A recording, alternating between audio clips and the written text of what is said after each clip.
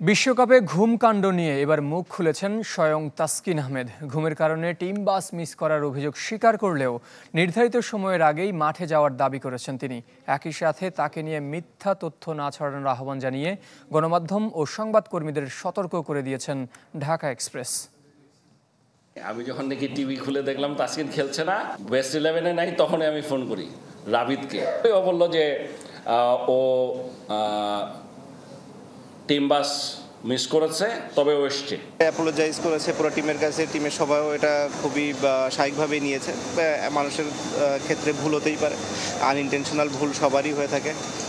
So ও সেটা স্বীকার করেছে এবং তারপরে ওখানে এটা শেষ হয়ে গেছে। বিশ্বকাপে তাসকিন আহমেদের ঘুমকাণ্ডে সরগরম দেশের ক্রিকেট আঙ্গন। দলের সবচেয়ে সিনিয়র ক্রিকেটার সাকিব থেকে বিসিবি সভাপতি নাজমুল হাসান সরব সবাই। একদিন না যেতেই নীরবতা ভেঙেছেন স্বয়ং তাসকিন আহমেদও। ঘুমের কারণে টিম বাস মিস করার দায় স্বীকার করলেও সেজন্য ভারত ম্যাচের একাদশে না থাকার অভিযোগ অস্বীকার করেছেন তিনি।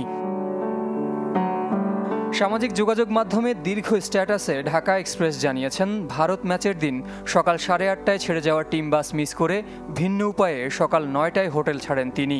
9:40-এ পৌঁছান স্টেডিয়ামে। টস হতে তখনও বাকি ছিল 20 মিনিট। কিন্তু একটি গণমাধ্যমের খবরে বলা হয়েছে, চোখ মুছতে মুছতে নাকি জাতীয় সঙ্গীতে অংশ নিয়েছিলেন তাসকিন।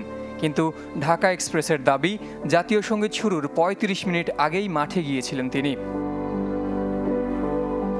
তাহলে প্রশ্ন, কে সত্য আর কেই বা ছড়াচ্ছে গুজব?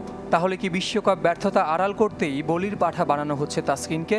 অনেকে এটাকে টানা হিচড়া করে তাদের নিজেদের স্বার্থে ব্যবহার করেছে, খুবই দুঃখজনক। যেটা ঘুমকাণ্ডে দলের কাছে ক্ষমা চাইলেও তাসকিনের দাবি, দলের কম্বিনেশনের কারণেই ভারতের বিপক্ষে একাদশে রাখা হয়নি তাকে।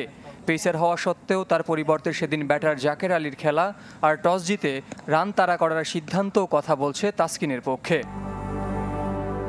তাহলে কি দলের কথা বাইরে এনে এর ফায়দা নিচ্ছেন কেউ? টিমে বিষাক্ত পরিবেশ সৃষ্টি না করতে তাসকিনের অনুরোধও উস্কে দিচ্ছে সে সম্ভাবনা। জহির সাগর, চ্যানেল 24, ঢাকা।